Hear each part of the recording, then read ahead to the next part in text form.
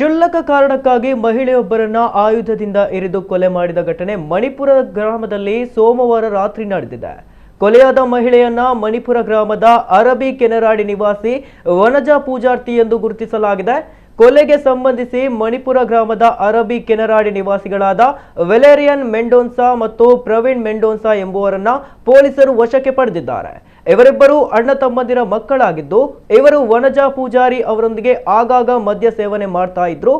March 9ರಂದು ಸಂಜೆ ಮದ್ಯ ಸೇವನೆ ಮಾಡ್ತಾ ಇರುವಾಗ ಕ್ಷುಲ್ಲಕ ಕಾರಣಕ್ಕೆ ಇವರ ಮಧ್ಯೆ ಜಗಳವಾಗಿದ್ದು, ವನಜಾ ಪೂಜಾರ್ತಿಯನ್ನ ಹರಿತವಾದ ಆಯುಧದಿಂದ ಹತ್ಯೆ ಮಾಡಿರುವುದಾಗಿ ಪ್ರಾಥಮಿಕ ತನಿಖೆಯಲ್ಲಿ ತಿಳಿದು ಬಂದಿದೆ. ಈ ಸಂಬಂಧ ಕಾಪು ಪೊಲೀಸ್ ಠಾಣೆಯಲ್ಲಿ ಪ್ರಕರಣ ದಾಖಲಿಸಲಾಗಿದೆ.